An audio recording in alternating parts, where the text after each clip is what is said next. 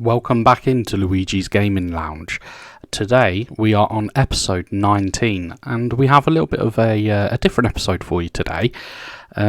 Basically, we have had 2 more emails from Affy Benz, our number 1 fan.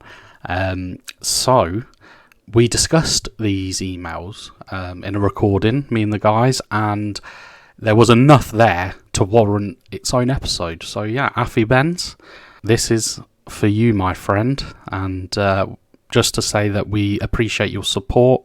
You've been a long time fan now, so yeah, this one's for you, my friend. The next piece of audio will be the conversation between me and the guys. We have actually had a further 2 emails into our inbox from the number 1 fan, that is Affy Benz. So I'll read the first one. So it says here, me again, keep up the good work. Where do you see the next generation heading to? Do you think 3D gaming is a thing of the past? What would you like to see from the gaming industry? Are there any innovations or ideas you would like to see introduced? Your biggest fan, Affy Benz. Thank you very much for that. Yeah, and then good on him. Also, I'll read this one out, it's just a short one. So he's mentioned here, can't argue with Tony, and I think it was Andy that mentioned this as well, the fact that it's disappointing that the hard drive is only 800 gigabyte, I think it's 825, isn't it, for the PlayStation 5. And don't get me started on the look of it. However, it makes up for it in performance and gaming library. And then signed off Affy Benz, because he's recently got hold of his. I think he's had it for just under a month or something like that. Well, my opinion of Affy Benz just went down the shithole. Oh! It doesn't mean it. Honestly, I mean, I'm assuming he was drunk when he wrote that second email, or at least I hope he was. Is there grammatic errors? If there is, that's a sign. It's like he is drunk, because he was saying how ugly the console was, but he still went there anyway. Well, yeah. I mean, we've probably, we can appreciate that. Yeah, but however, the Xbox is so popular and it's in demand. Maybe he's had to go, well, I want to catch up with these guys. I'm going to have to go with this crappy PlayStation and wait out for this. It's not even worth anything. I'll throw it out the window, use it as a paperweight. He's number 1. He's like our number 1 fan. Affy Benz, if you purchased an Xbox, you could have joined us gaming, my friend. Yeah, you could trade it in at CEX. I think you get about a tenner, like part extra. Oh dear. Well, anyway, moving on from the chat of the PlayStation 5. But I'm going to have to go on a mute just to laugh. But no, he is right, I think, in the terms that, in regards to the gaming library especially, they do have, some very, very good first-party games. But yeah, good on him. As long as he's having a good time with it, doesn't matter what console you got, really. Yeah, exactly. It's a shame it's the PlayStation. You have to be all political and sensible, don't you, Barney? Give him some stick. I was a keen PS4 fan, so I can't blame someone for going for PS5. Was the console, but out of curiosity, which console did you get this gen? Yep, Series S. Yeah, there we go. So no, I mean, in regards to his first email, do you guys have anything to say to that? Do you want me to read it again? Can you remember what was said? Yeah, I've got something to add. Yeah. So it came to mind straight away. So I like the idea of 3D gaming, virtual reality sort of games. And the reason for this is, if you could introduce this with simulators. Here we go! How did I know? Lawnmower simulator all over again. Yeah, sitting down, if you can visualize that. No, I honestly think the 3D... if you can have sort of virtual Barbie, where you've got the audio sounds, where you can hear where the vibration is in your left ear and it goes around the back of your head and it goes to your right ear, as if you've got someone trimming your hair or cutting away for the women, the female listeners we have on our episodes. So again, if they could, for the 3D gaming, I think there's going to be a lot of potential for this, but this will not be. This is going to take a long time for they get something down on paper, something that's worth sort of advertising. They'll have a test pilot, because look where we've come today. I think this is a lot more complex for a 3D virtual reality game to be sort of published, so it's available to Joe public to the consumer. But I honestly think there is a market for it. It's going to take some time. I'm excited to see where it's going to come, but at the same time, I'm not in no rush. I'm happy to sit down on my chair, play a game like Back for Blood. Ooh, I can't wait. That sounded like a ghost. Anyway, but I do think 3D gaming, going on that, I think it's going to be best served using with a simulator, whether it's a flight simulator, a college course, whatever. A college course is not gaming. Yeah, no, mock me, mock me all you want. But if you want to learn a certain program instead of watching stuff on YouTube, or learning how to cut your lawn in a certain lawnmower simulators, this is where it's going to be. I think this is going to hit the market with a simulator. Sitting in a cockpit, going from there. Right. Well, what I'm going to touch on is that Affy Benz has asked, are there any innovations or ideas you'd like to see introduced? I just want to touch on that because, in actual fact, I've not been overly vocal about this, but for me, I feel, and again, yes, this generation I'm with Xbox, and more than likely, if they continue with the way they're doing their, the whole ecosystem of Xbox is, then I shall more than likely continue. But it's the whole play anywhere. For me, that was something that, a few years ago, whatever, for as long as I can remember, that was something I wanted out of the gaming industry.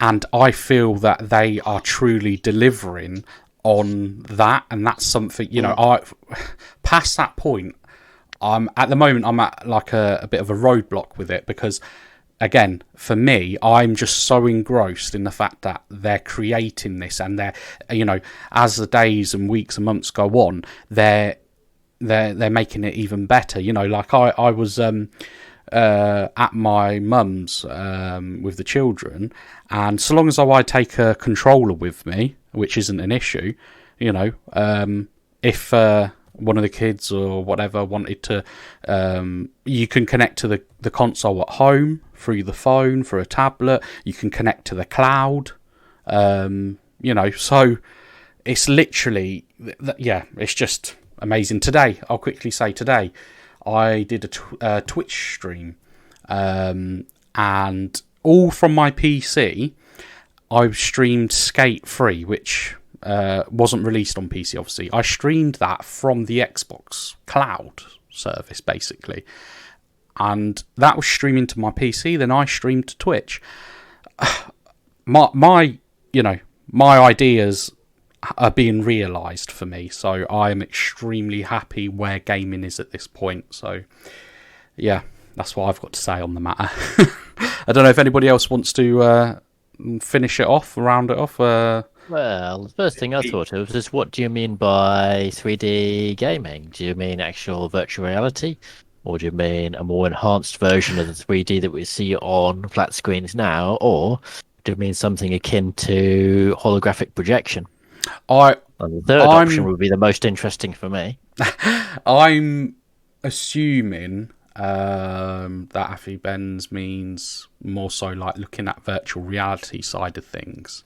But we've done that before. Yeah, holographic projection would be more interesting, and also I have a low tolerance for motion sickness, so I get sick very quickly with VR headsets. So 3D projection would work a lot better in my eyes. It's probably the most technically difficult, but it's the most interesting in a sci-fi kind of extrapolation kind of way, thinking about what the future will bring for entertainment. Mm-hmm. Oh, I like it. That's what we need, a holodeck. A holodeck. Yeah. So is that it, guys? Anything else you want to say? I'll throw some sense in the pool. Yeah. I was going to actually raise the same point Barney raised about the 3D. 3D's dead. 3D films, 3D Blu-rays, 3D glasses, 3D this, that, and the other. The tech is dead. It was short-lived. If he is referring to VR, it is the now, and it is going to be the future. They are going to streamline it. They're going to make wireless VR. They're going to make them smaller. Hopefully, like a pair of sunglasses fit in your pocket. The way the VR is, they're releasing new games. They're reprogramming the old games to make them VR compatible on the PC, and that is the future.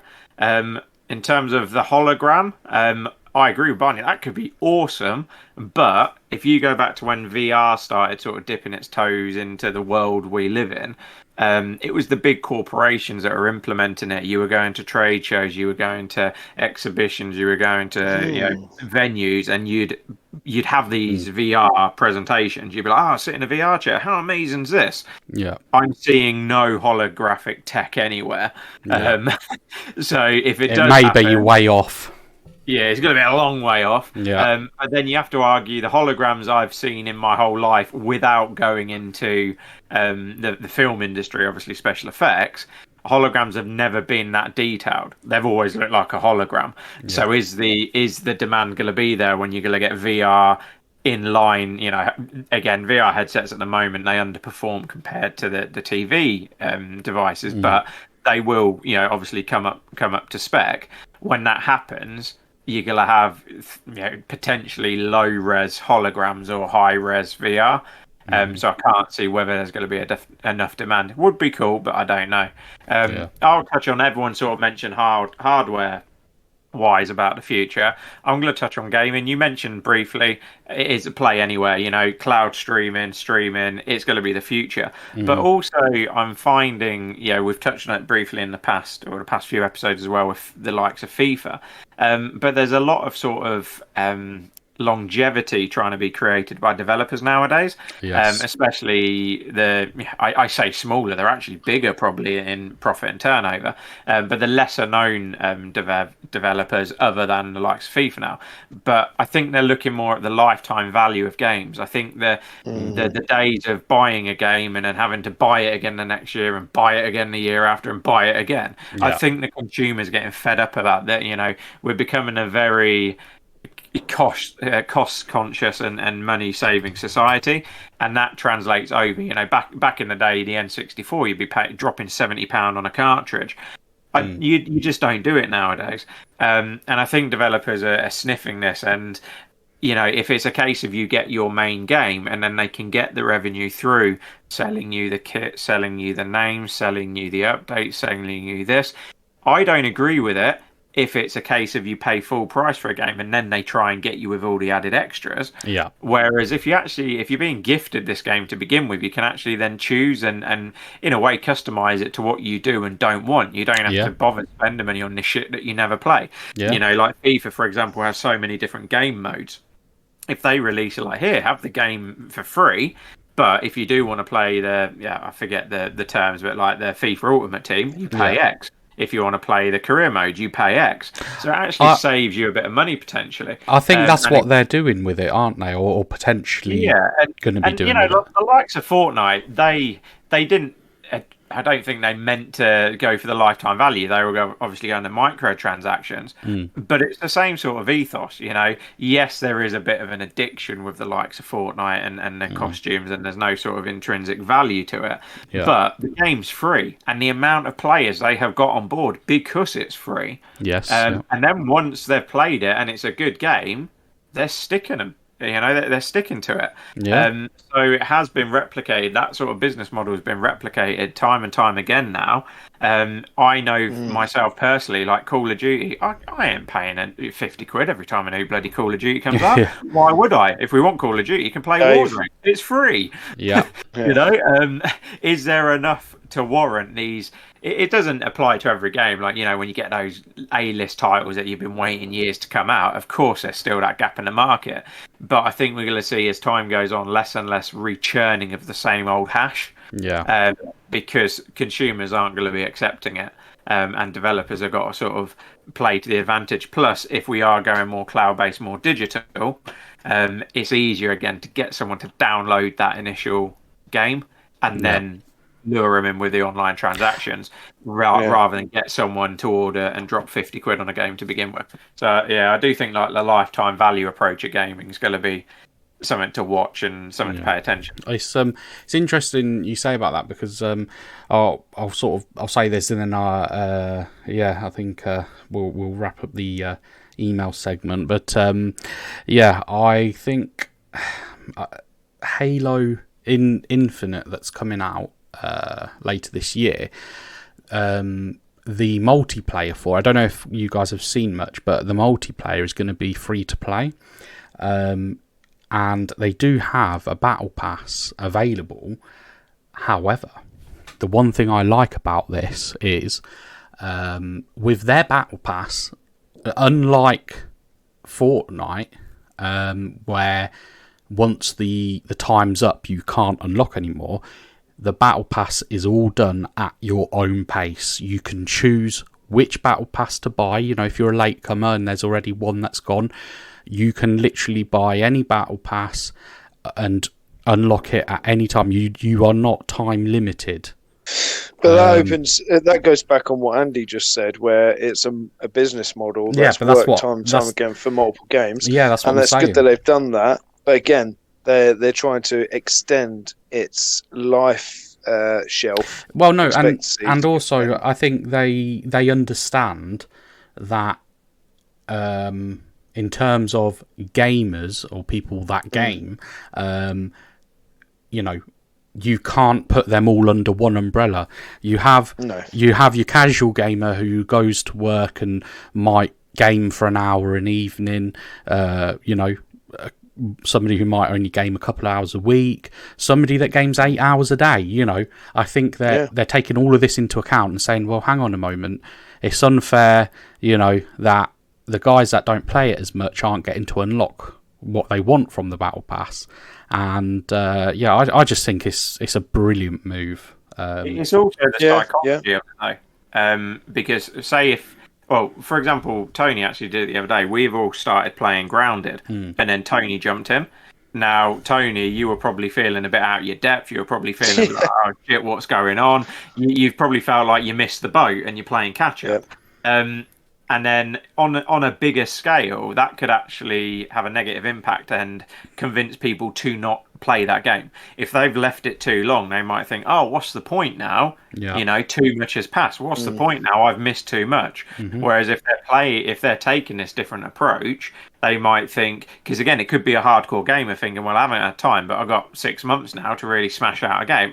Fuck it, I can catch up now. Yeah, I can go back to like that. Yeah, I like that level of flexibility. Yeah, and again, there's less pressure because again, you've probably seen it with G. I see it with Noah. Mm-hmm. I convince him otherwise. I get him out of the frame, out of the mindset because I don't like the addiction side of gaming.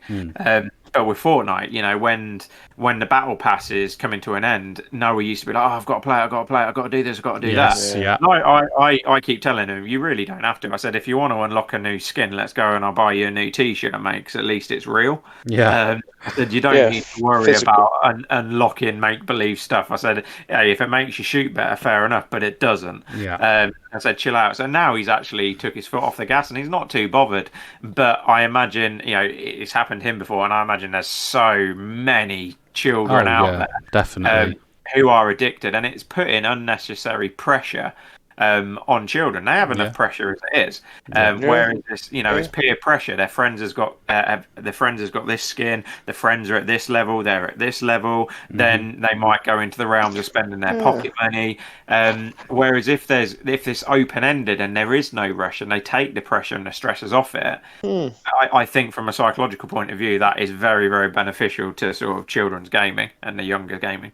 Yeah, Andy. I just want to jump in there. We'll have to talk about this off air, but you've really hit a talking point there about the peer pressure. It is the modern day word for peer pressure, because I'm at that stage as well, where I play Wreckfest every day for half an hour to an hour just to do the tournaments, just so I can get my credits up, so I can unlock these limited vehicles, and that's all I'm doing. And it says on there on the store, it's been like that for about 4.5 months, saying coming soon. They've got a blank area right at the end where the big rigger is, the lorry.